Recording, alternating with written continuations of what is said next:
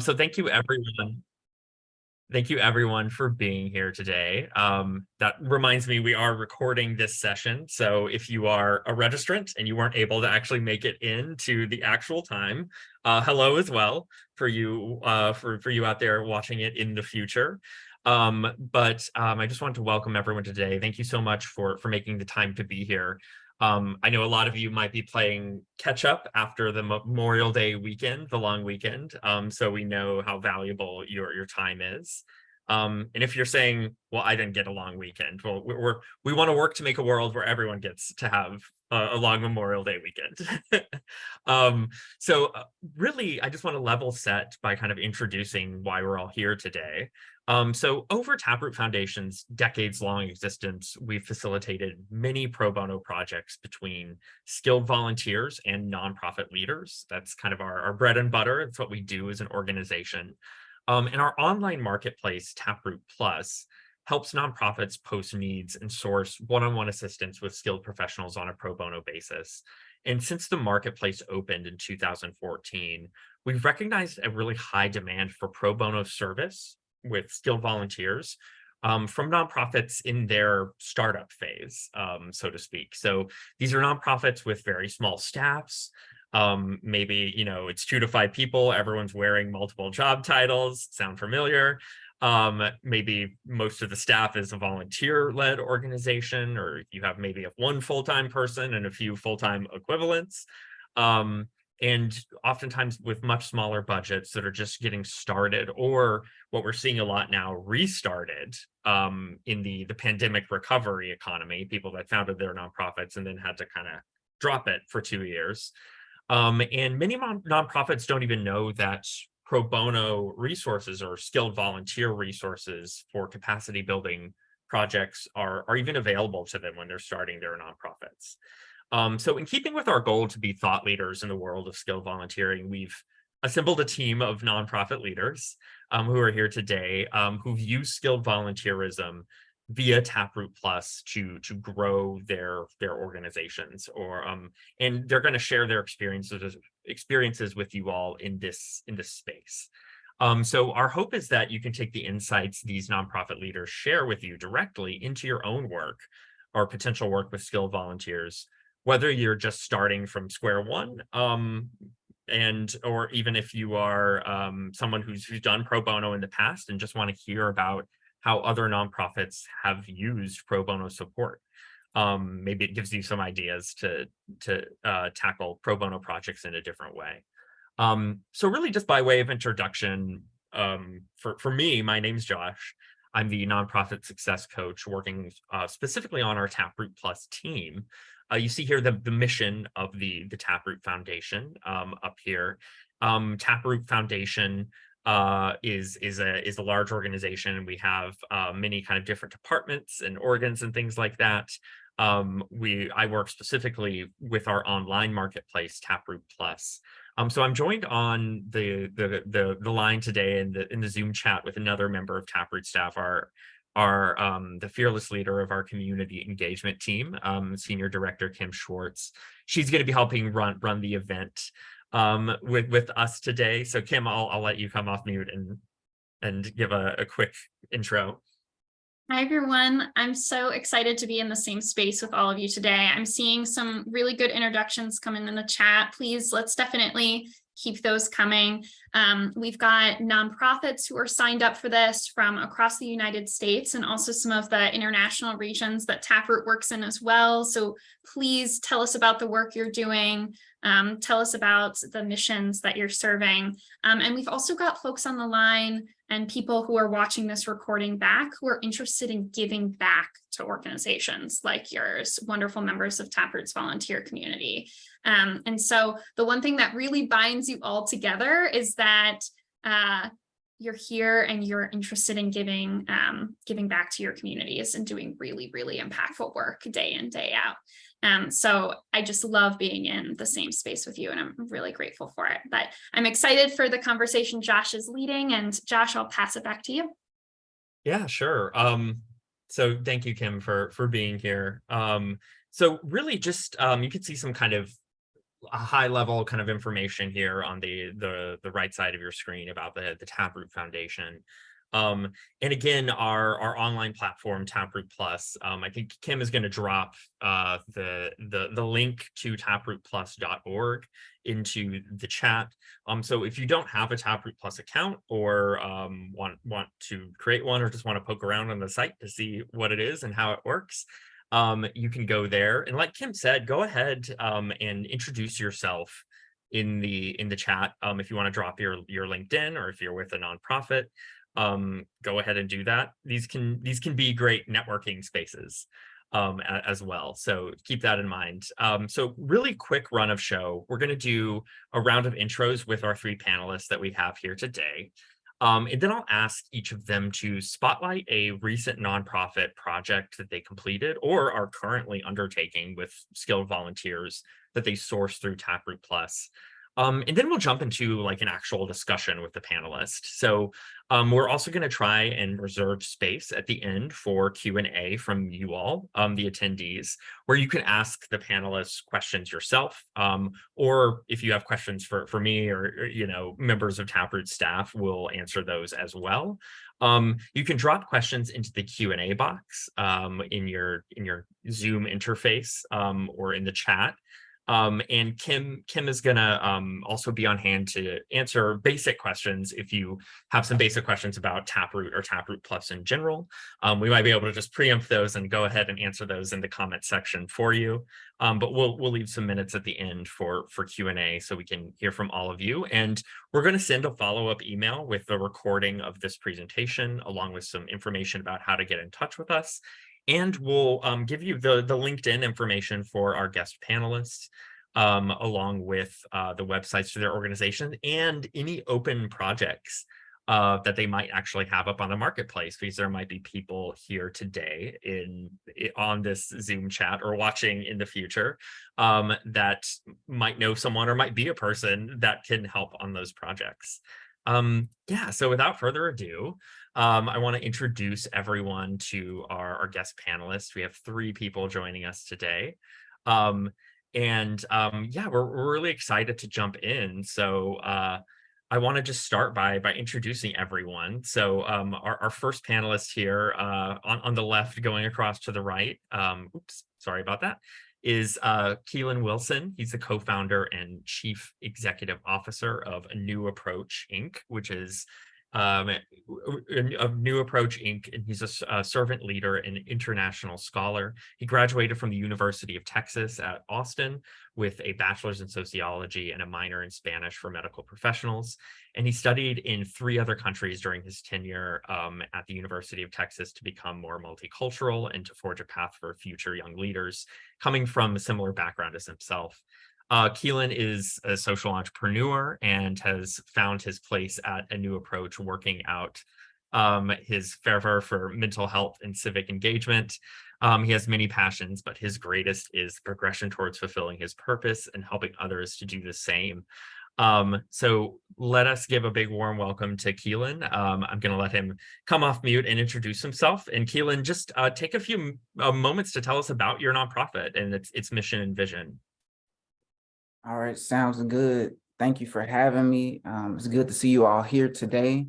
Again, I'm Keelan Wilson, co-founder, CEO of A New Approach Incorporated. Our mission is to empower and equip Black and Brown youth and their families who have been impacted by the criminal justice system. We are growing to be a powerful advocacy and resource center for the communities that we serve. And we have many programs or things that we offer to our community members. A lot of that is through strategic partnerships and collaborations with other businesses or like-minded organizations. As of now, our direct services are a feeding program, which we feed a Section 8 community complex who is located in the food desert in our community every week. We also have a summer exposure program, and we have a mentoring program. That's a little bit about us. Yeah, awesome. Thank you so much for being here.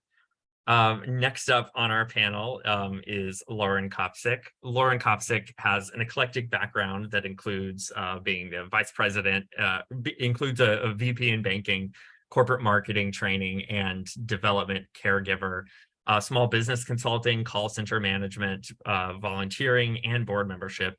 She also co-founded the Richmond, Virginia Mixed Pediatric Adult Support Group for the Crohn's and Colitis Foundation. In 2015, as the mom to a kiddo with 2 rare diseases and 1 neurodivergent, Lauren realized nothing existed to teach her children or any other human how to navigate such a complicated health system, but she did. She had been navigating the education system since 2000 and added healthcare in 2006. She spent the next 7 years researching, which became the genesis for her nonprofit, the Healthcare Navigation Project. So, Lauren, yeah, tell us a little bit about your nonprofit and your mission and vision. Thank you. And it's really nice to meet everybody here. And thank you again for having me. Yes, you gave me a very nice introduction. I'm the founder of the Healthcare Navigation Project. And like you said, Josh, in 2015, I realized that nothing existed to teach anybody how to navigate the healthcare system. And I wish I knew about you guys back then, but I didn't. So I spent 7 years by myself trying to figure out how to bring this out to the world. And I ended up with 5 modules. We have basic healthcare navigation, your mental health toolbox, let's talk pharmacy, specialty healthcare, and navigating hospitals and the future of healthcare. And right now we're working in a high school in Connecticut. We just finished a 6-month study, and they're looking to add us into their health education for this coming year. And we're really, really excited about it. We've been able to help a lot of our underserved youth and helping them to get to that next phase in their life where they're going to have to navigate everything by themselves. And it's, as you know, very difficult to do. So we're there for them and actually for everyone else, because it turned out that in 2020, the CDC decided that the definition of health literacy or healthy people for 2030 involves both people and organizations being able to actually use their healthcare and to be able to make well-informed decisions. So we're here to educate everybody, and we're happy to be here. And I'll go back to you now. Thanks, Lauren. And then next up, we have Rose Beavers. Rose Beavers is a passionate retired educator with hands-on experience in the classroom to the district level. By being able to see the education system from a holistic perspective, she understands the importance of strong academic program. Rose heads the fundraising and sponsorship efforts of First Gen Success and uses her educational background to support the Excellence Program and its core pillars. She is a first-generation college student with a bachelor's and master's in education. Being a community advocate for young people is very important to her, and she commits to being a change maker. Hi, Rose. Tell us a little bit about your nonprofit. Hello, Josh. Hello, everyone. I'm Rose Beavers, Sponsorship Board Chair of First Gen Success, and our mission is to empower young ladies of color to become first-generation college students. We work with high school seniors, we pair them with a mentor to work with them throughout the school year, their senior year, to help them with the application process, financial aid, and just helping them to stay grounded their senior year, because at home they don't have anyone to turn to. They have them guide them through that process. We also have a programming module that we work with the students monthly. We meet with the students to encourage them and to empower them career and college readiness skills. We provide financial assistance through a scholarship. And we also want our scholars to be community leaders. So they're required to complete a community service project during their program year. And we're excited. We're getting ready to graduate our 3rd cohort this Saturday. And this will be our first in-person, because we launched right in the midst of COVID, which was a challenge within itself. So we're really excited about our graduation on Saturday. And thank you, Josh, for this opportunity. Yeah, no problem. We're excited to have you. And if you're just trickling in, go ahead and introduce yourself in the chat, in the chat if you want. Drop your LinkedIn information or website to any organization you're affiliated with. Say hi to us. But we're so happy that we have our three panelists here to talk about being startup nonprofits and how skilled volunteerism plays into helping their organizations kind of build capacity in those early stages. So without further ado, I wanted to jump into what pro bono actually looked like for some of these organizations. So what we'll do is just go through each and talk each organization and just spotlight a recent project that was either completed or is currently being undertaken with the help of a skilled volunteer sourced off of Taproot Plus, just to give everyone an idea of what it actually looks like and the type of work that can be achieved. So you'll see everyone has a few projects listed up here that they've either completed or are currently undertaking. We're not going to be able to go through every one with them, but we're going to highlight kind of the one right at the top, and they're going to let us know what the deliverable is, the finished product, and how it will make an impact or has made an impact. So Keelan, if you want to talk about, the project, you want to spotlight the Google Ads optimization. Tell us a little bit about that need and how that project is going. Yes. So this kind of came about, as some of us may be familiar with, when you are a nonprofit organization, Google has a Google Ad grant that you can apply for that gives you about $10,000, like a ceiling, $10,000 ceiling for Google text ads. That's an amazing thing to get, but they don't offer much when it comes to actually implementing it. It is a whole nother task. So I went to Taproot asking for a project for this particular need. And one thing that I did learn, and this is still an active project, one thing I did learn by going to a workshop Josh had facilitated not too long ago, is just how to actually apply for, or how to actually put the project on the marketplace. So I was able to get a little more strategic and specific with what I wanted. But one thing I learned is, like, when I actually got my volunteer, after having a further conversation with them on the scope of the project, it kind of shifted based off of their recommendations and their expertise and skill set. So now it's like, this project is not even just the creation of a Google ad for us. He bought into our organization's mission and wanted to help us in more ways, understanding we have a lot of needs.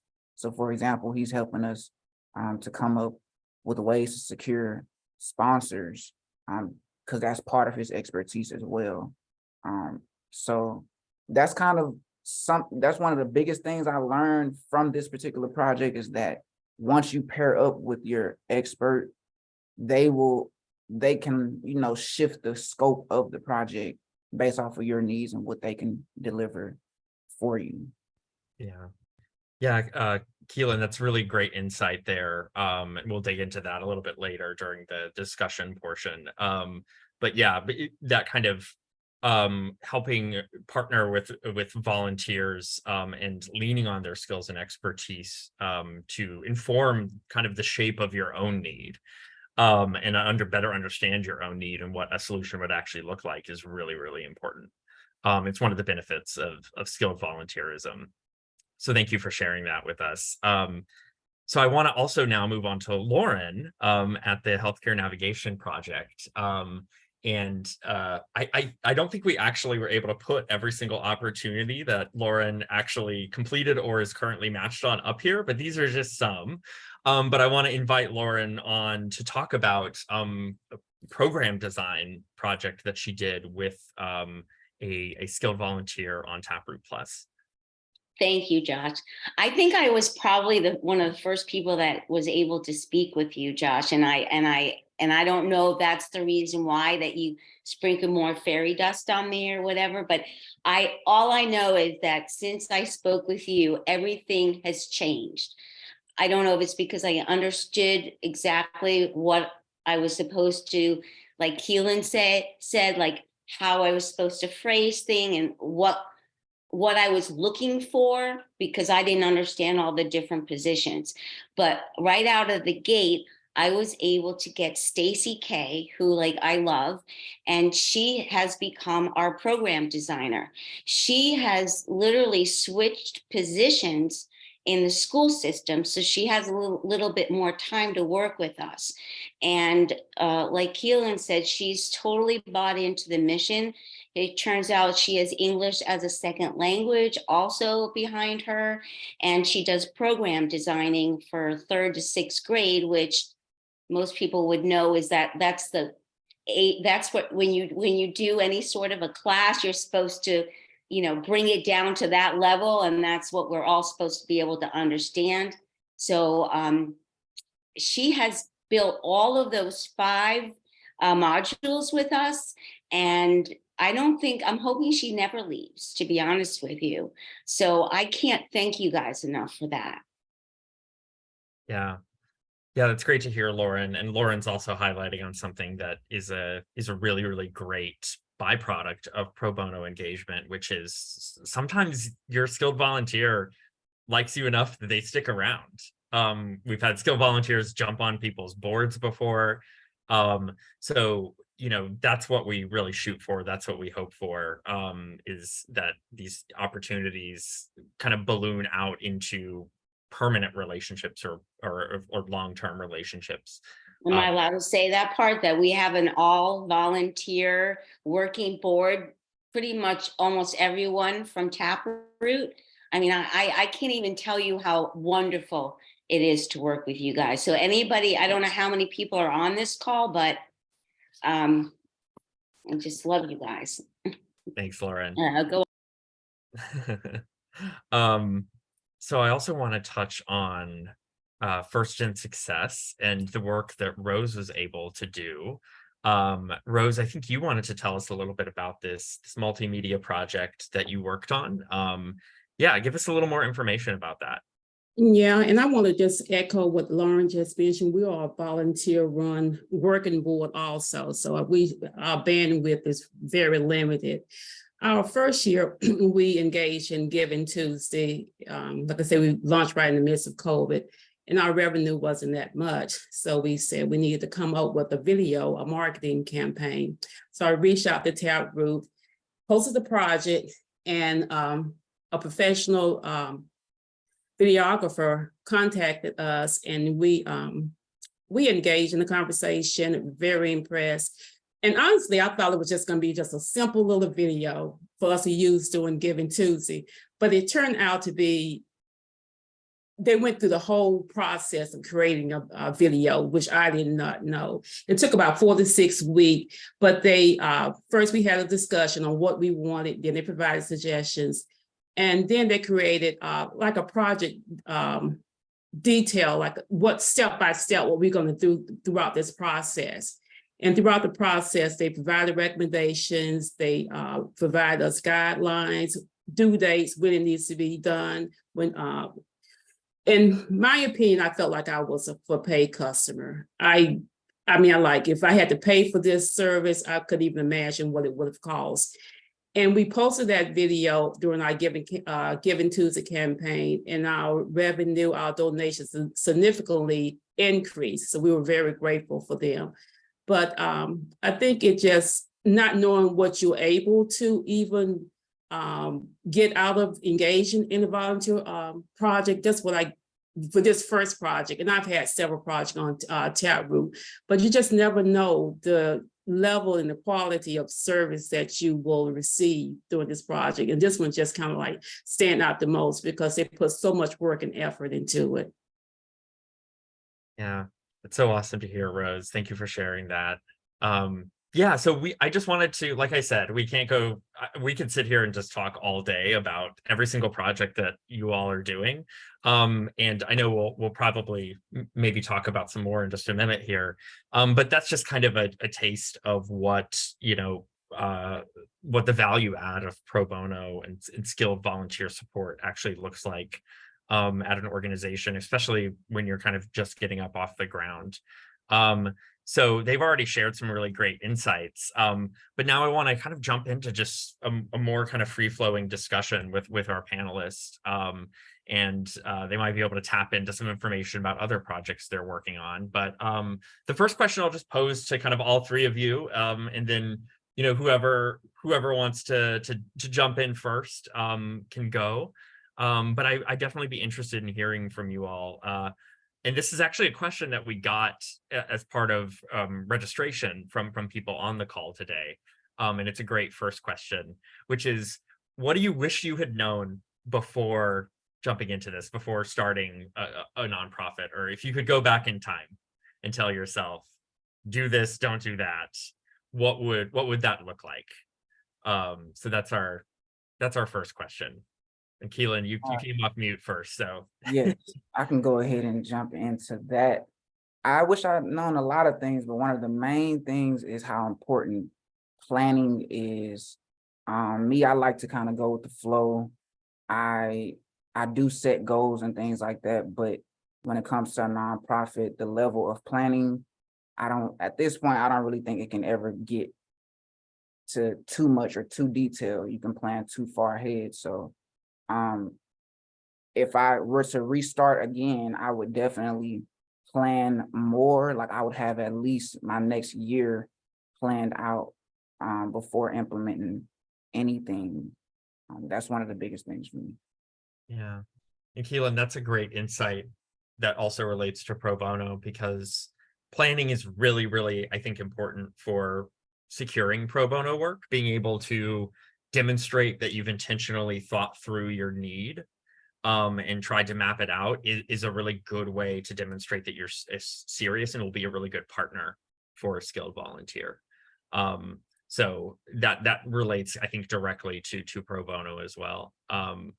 Lauren, Rose, I'm interested to hear what you all think about this too. Do you want me to go? You go on, Lauren.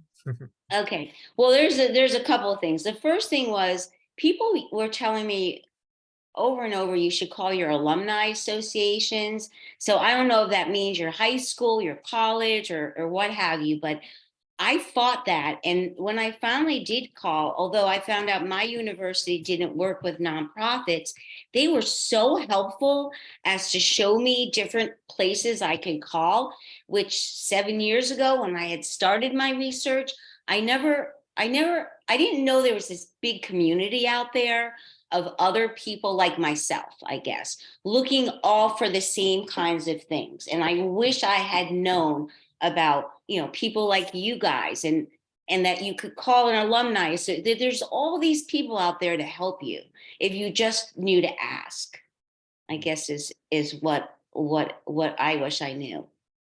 Yeah, that's a great insight, because one of the big pieces of one of the recommendations I always give to nonprofits, especially when they're new, is cast a really wide net when you're just starting out, especially with regard to pro bono. But Rose, yeah, I'm interested to hear what your item is, what you wish you had known. Yeah, I'm not the founder, but in my position as sponsorship board chair, the one thing that I wish I had known was to utilize nonprofit resources. And you don't know what you don't know, but reach out to the organization that does support a nonprofit organization to figure out the things that you need to get done to be effective, to be strategic, and also don't take on too much. I mean, it's a lot to be done, but don't overstress yourself. You need to take care of yourself, self-care, and just do the, and it'll all work out. Yeah, Lauren. I was going to say that the other thing that I didn't realize was, and I've used Taproot a lot for this, is just getting brainstorm sessions with different people that you would think are leaders, and when you're looking at skilled volunteers, that's what they are. They've got all this information, like Rose and Keelan was saying, though, you don't even understand what the possibilities are. But just to have just little tiny meetings with people to just get their input on things. If I would have known that I could do that kind of thing, that gets you so far in nonprofit.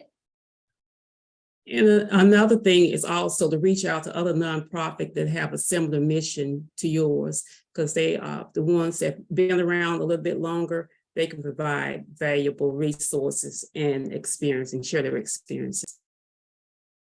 Yeah, Rose is touching on something that could actually even be a project, which is like a competitor collaborator analysis. So finding out, getting a consultant to help you map out what your environment looks like, who's competitors, who's collaborators, who could we potentially tap for future partnerships. That's even a pro bono project right there. But everyone, I think, has touched on something really, really important, which is the importance of leaning on the skilled volunteer who's interested in working with you, to ask them about, the need itself, and if you completely actually understand what the need is, because they're the ones who are kind of the experts. So when you're going into Taproot Plus to post a project, it's really good to, think about, I just want to get someone in the door that has the right skill set, but I want to leave it open to them.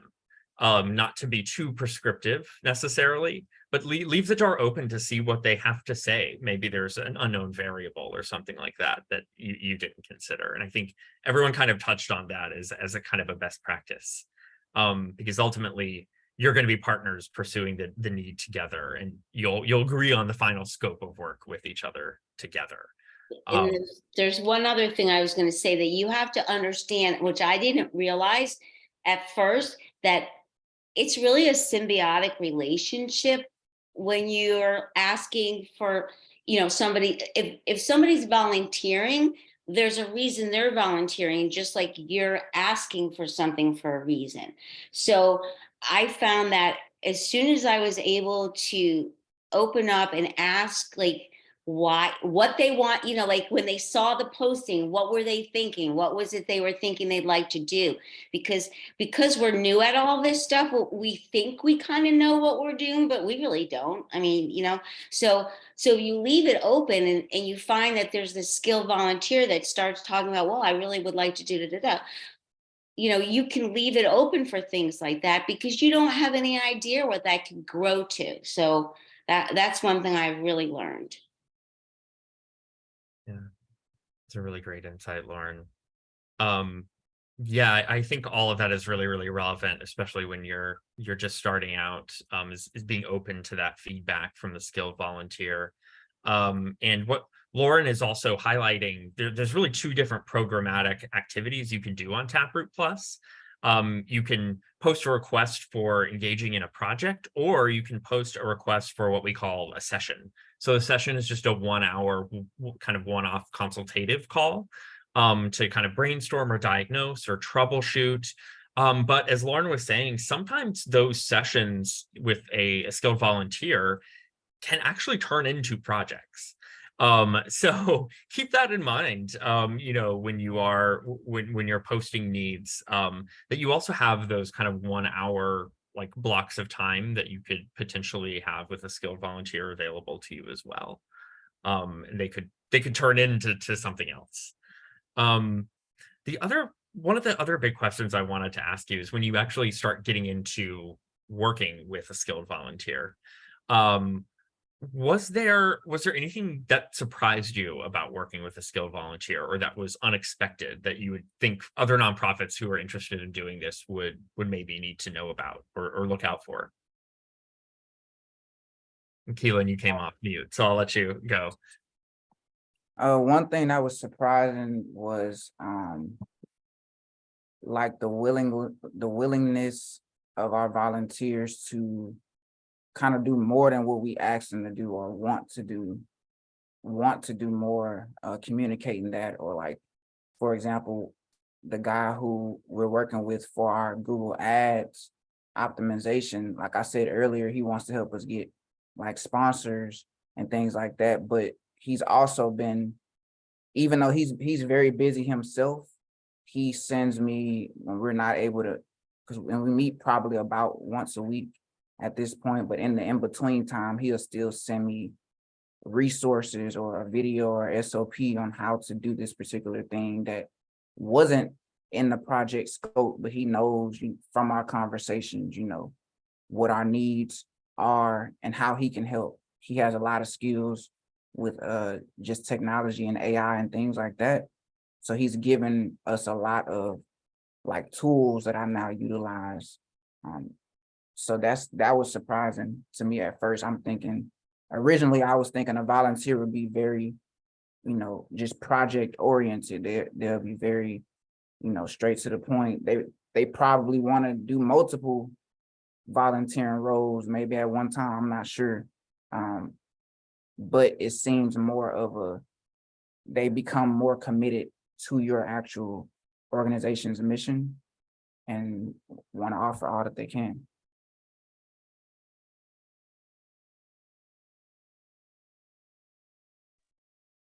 I've had similar experience also. You start off with a project and a volunteer. They're so knowledgeable in their field that they will offer assistance or offer suggestions to help you get started with another project, or even assist you in some way to help you meet your goals. So it's I've been surprised, not surprised, but the dedication and the commitment has been very rewarding. Wonderful. Lauren, is there something that surprised you or unexpected? Well, just like they're saying, I had no clue. I think my biggest surprise was, I think we spoke about it, Josh, was Tamar Cohen. And she came on for a 1 hour, just like brainstorm about social media. And she came back, I don't even know what it would cost, but there's like almost 30 pages of, I mean, it's just like idiot proof for me, like how Lauren could do social media, like A, B, C, D, and it goes on for months. And I was just blown away, actually. And she's still like, it was just a project and she was just supposed to be there for an hour, but she put it together.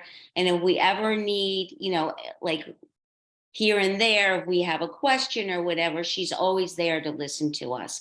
And I can't thank you enough for that. And the other thing I will say, I was surprised, is that you're actually advertising for us, if you think about it, because people are seeing the name of your nonprofit come up as you're advertising these things. And I'll hear from, and I don't know if you guys have heard, oh, I saw your, it might come through in a private message on LinkedIn. I saw your posting and I really was interested in your mission. Things like that you would never have ever thought that would happen is happening, because it's organically getting out there. I don't know if you guys seen that too, Rose and Keelan? It definitely expand your network, because people will approach you via email or LinkedIn, and like, how did you find out about us? And then they will share that they, saw you here or there. So it does expand your network. I think that's one of the huge value adds of pro bono is it gives you access. If that one consultant has a very expansive network, then all of a sudden you have a foot in the door to that consultant's network. I spoke with a nonprofit who came on to Taproot Plus and posted a project, and they actually got linked up with someone who had worked with like Amazon before, and they were like, this person is so well connected, and they were able to find me. They weren't able to do certain things for me, but they were able to find someone in their network who was able to do something for me and send them my way. So it's like now you have an in sometimes into, a very high powered network of other professionals. And your nonprofit kind of gets around via word of mouth. But everyone I think touched on another thing that I like to highlight, which is sometimes people are a little skittish of doing skilled volunteerism because they're like, well, it's volunteer work. I don't know if it's going to be high quality. But when you're thinking about pro bono and skilled volunteerism in particular, the people that reach out in interest in a lot of cases, they're doing so because they're bought into your mission. They're motivated kind of by the cause area. And that motivator can be very powerful. If you work in an issue area that has either affected them personally or that they feel very strongly about, feel very passionately about, someone actually might be willing to go more above and beyond for you than they would in like a for-pay setting, because the dividend that they're getting is, providing them with kind of a meaningful work experience. And the other thing that I heard that really reflected is that along with that feedback about opening up networks, that a lot of resources that nonprofits need, accesses to databases and tools and tech platforms and things like that, are very gate kept.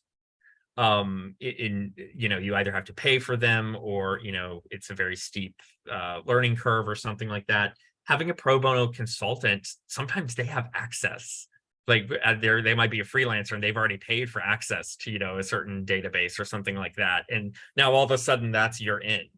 I don't have to have a subscription because they can help me. So that's another benefit along kind of that's very similar to that networking part, is there are a ton of resources out there that nonprofits need access to that are behind paywalls, that might be invite only or whatever. Pro bono is really, really great for those kind of needs as well. So keep that in mind. And one of the other things I want to ask you all is what kind of advice would you have about working with a skilled volunteer? Like, what are some best practices to make an engagement successful? Either in the vetting process when you're searching for kind of the perfect volunteer. So Taproot's going to try and get people up in front of you, but you all kind of get to make the final decision as nonprofits about who you're going to work with.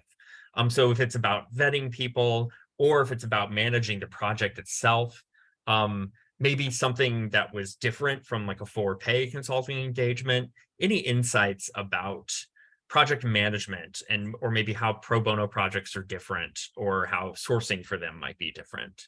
Does anyone have any thoughts about that? I know we're only talking about really positive things, but I also want to point out that I've been ghosted after I've sent all my stuff out to people because I'm so, oh, you really want, so you have to be careful, just like anything else. And I wouldn't just send all my stuff out right away until you met with them a couple of times maybe and understand. I don't know if I'm making myself, if I'm saying this right, but most people are just wonderful, but there's other people that may not be, just like anything else, I guess is what I'm saying. Right. And Lauren, you're touching on something we kind of give to nonprofits as a best practice is it's an extension of our golden rule of pro bono, which is treat every project like it was a for-pay project. We highly recommend to nonprofits, if you have NDAs or confidentiality agreements that you regularly use with people that work with you for pay, absolutely structure your pro bono opportunity around those as well. Use the same kind of standards you would for vetting anyone coming into the organization. So if you want examples of prior work or even references, they should be willing to furnish all of that for you. And there shouldn't be any hesitancy there. And as an institution, Taproot actually advocates those things as a best practice to provide more structure and more accountability to the actual engagement. Yeah. And I noticed that after the fact, so that's why I was mentioning it now, because then I noticed you have it's all on their on your website, but I didn't realize that I would need to, go there, let's say. And, I just think like you say, best practices is to get in the habit of doing that, just in general, from a business standpoint, probably. Yeah. Thank you. to kind of add to that point, I make sure that when I first meet the volunteer, asking them their why, like in the conversation, why did our organization resonate with them? You know, a lot of that answer can kind of give you a good amount of insight on kind of where their motives are and things like that. See if that aligns with where you all are as an organization. Another thing I would say is just doing our best as early as possible in the relationship to like set the days that we're going to meet, kind of have a schedule in that regard. I do understand that like the volunteers, they're not just volunteering. They have a lot of times they have a very, very busy schedule with themselves, and us as nonprofit leaders, we likely have a very busy schedule. So it's been smoother when that first or second time actually meeting, let's go ahead and, you know, plan ahead as far as all the days and times we're going to meet for our 6-week period or whatever we determine in our project scope. That's helped as well. And even if we're not able to make those meetings, we both have an understanding that we'll communicate with each other, you know, via email at the very least. We won't be able to make it, but still here is still what I had and what I was going to, you know, bring to that meeting, whether it was a question or things like that. And a lot of times it's still, you know, they're able to still serve us through the email correspondence if we're not able to meet that week or so. So yeah, those are really great insights. Rose. Yeah, I think one of the things for me, because you do wear a lot of different hats, is to make sure you have time to devote to the project. I have a couple of projects that in draft form, Josh is aware, but we have graduations, some other things coming on. I know I won't have the time to devote to that project, to give the volunteer the time and the information they need to implement. So make sure you have time to devote to the project. And also another thing is Taproot does a really good job of regularly checking in, sending the email, how things going, do you need help? I had a couple of volunteers, not a couple of volunteers, but a volunteer. Sometimes things just happen with people. It could be illness, family life, or whatever. And a couple of emails or a long period of time, I haven't received a response, I will click on that I need help. You know, the person isn't responding. And then usually we were able to resolve the issue. But respond to that check-in email. If you are encountering a problem, just let Taproot know that you are having a problem contacting or receiving information from your volunteer. Yeah, Rose, that's a great call out. So we do send kind of those regular check-ins. And if you respond to those directly, those will go to help@taprootplus.org, which is our kind of engagement team help desk, where you can message them and kind of get any kind of question you might have answered. Their information will be a part of the follow-up we send you along with my email address as well. But Rose, you touched on something that I love having these events because nonprofits oftentimes relate our best practices through their own experience much better than we can say, right? But you're talking about your capacity for management, which is really important because sometimes people give us questions like, well, how many projects can I post? We're not overly prescriptive on how many projects you can post. We don't set an upward limit, but we do say your upward limit is whatever your capacity for management is, and keeping in mind that sometimes a lot of nonprofits can significantly underestimate the amount of work something will actually potentially take. And again, it is that factor of those unknown unknowns that maybe your expert that you team up with, you realize when you talk over the need, oh, this is more complicated than I initially thought it was going to be, or there's a lot more moving pieces. So you can kind of get out ahead of that by kind of acknowledging like, okay, I think it's going to take, 2 months, but I don't know for sure. That's something to ask about when you link up with someone and you're having kind of that initial contact, is based on your kind of experience. How long do you think this is actually going to take? And then you immediately start setting best practices for good project management. Which is also what Keelan was talking about, going back to, I think, his first comment about planning, which is, it's really, really important at the top of a project to map out the logistics of the project. I'll be completely frank with you. When projects derail or don't get finished or go awry, it's not because the person skill set is misaligned or they don't have the right skill set. It's because the basics kind of fall apart, like communication.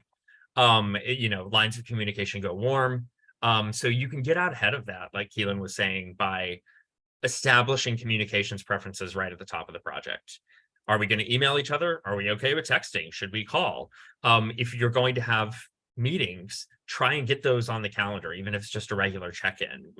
At your kickoff meeting, get out the scoping form that we send you and map out the logistics. Okay, we're going to meet bi-weekly, even if it's just for 5 minutes, to check in about the project.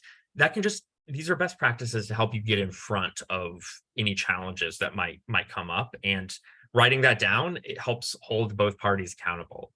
So I'm so glad that was kind of touched on organically as part of the conversation here.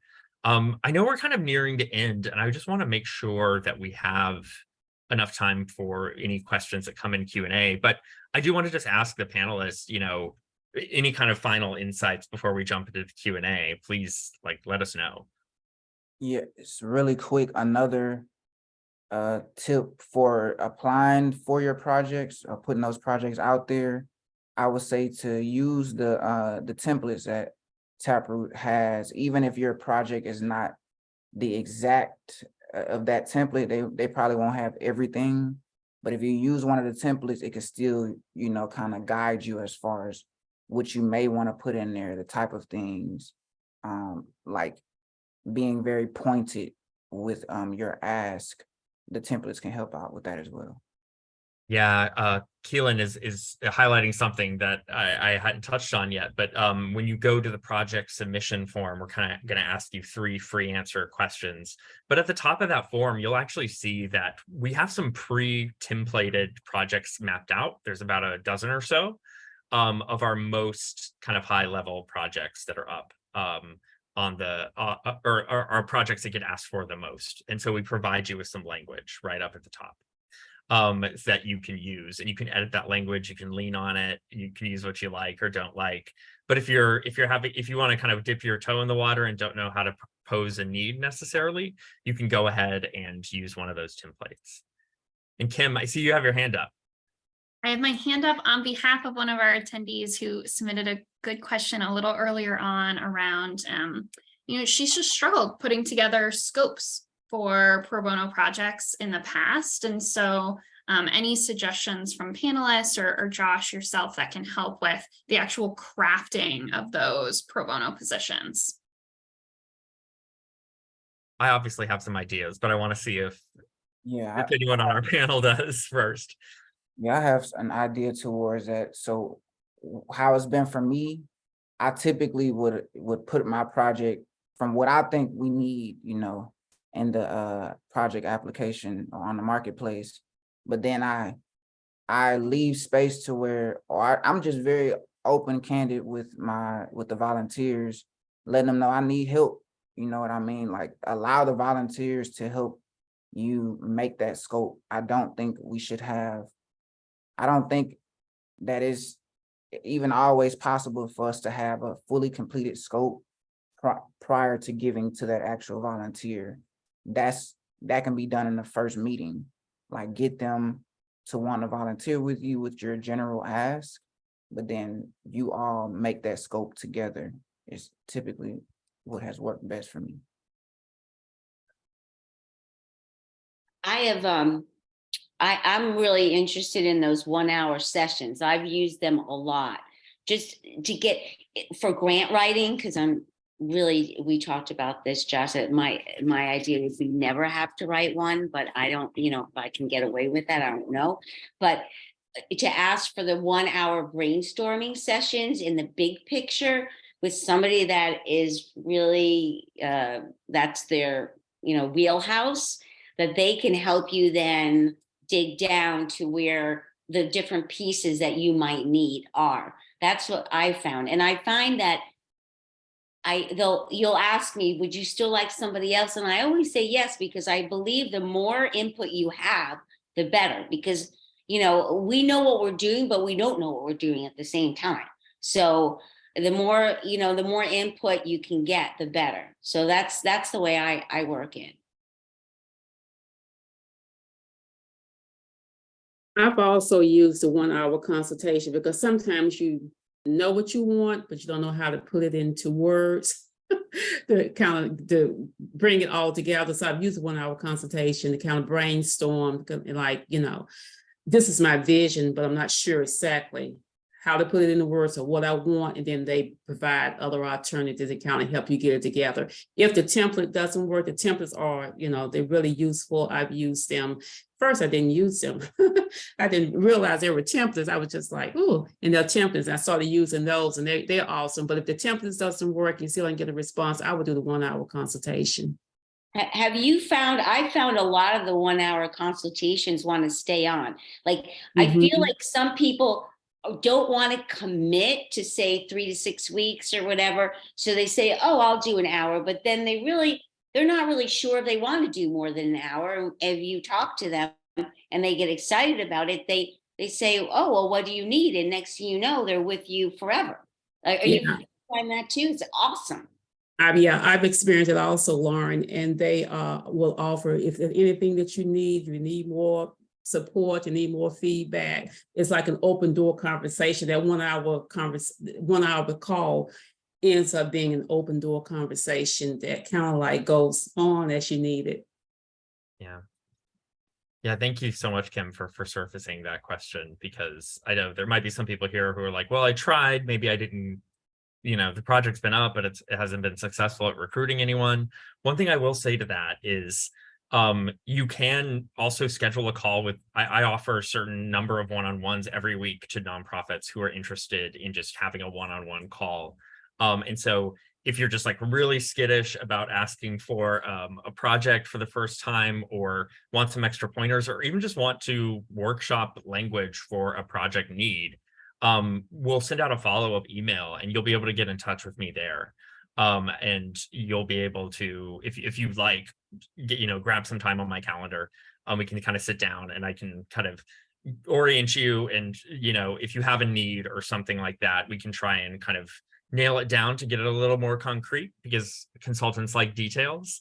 And then you can have a kind of more solid ask when you start to advertise for your project. So that's, we have someone like me, that's part of what I do, is, if you just need help finding the words, or asking specific questions about how the process works, a little more in depth, I'm here as well. So, follow up with me, send me an email, or ask any question you'd like, and then we can kind of get something up on my calendar. But yeah, I want to make sure I don't miss any questions. So Kim, let me know if there's any other questions that came in that we need to tackle. While we do that, I was going to mention one other thing, is that I'm finding, and I don't know if you guys have as well, because of, not that people are getting laid off, but some people are, and they're looking to switch industries or what they're doing. And so they're coming to us to get a portfolio, whatever it is that they're looking for. And so I'm finding it's amazing, because you're getting really, really amazing help, because they're trying to use their skills in a different way, which is awesome, because you're getting to help them while they're helping you. Are you guys finding that too? Yeah, I experienced it with the last video, not the media project, but we did recently completed a marketing video, and the young man is starting his own. He's a choreographer, and he's starting his own business, and he wanted to, help us to support our mission, and at the same time, he's helping him to start his business and start his portfolio. So it's like a win-win, situation, and he provided awesome services also. Yeah, that's really cool. Well, I know it looks like we're at time here, and I could stay on with you all and talk about it forever, but like I said, everyone's recovering from the Memorial Day weekend. So we unfortunately have to end things, but the conversation definitely doesn't have to end here. Like I said, we're going to share information about all our panelists in the follow-up email if you want to follow up with them on LinkedIn and ask them a question there. And you'll also be able to get in touch with us here at Taproot. And if you want to, schedule one of those one-on-ones with me to get more questions answered, please, by all means, do that. So keep an eye out for that follow-up email. And if you're like me and you think of brilliant questions at 2 a.m. later, to ask, please feel free to send us a message. But I really, really, really want to thank Lauren, Keelan, and Rose for being here and sharing their experience. Like I said, we love the opportunity to bring nonprofits on to talk about their experience themselves, because they oftentimes say it much, much better than we can. And this is a great opportunity just to be inspired about all the wonderful work you're doing. So thank you everyone for making the time to be here. And thank you to our panelists. But with that, I'll see you all online, hopefully. Bye, everyone. Thank you. Have a good day. Thanks.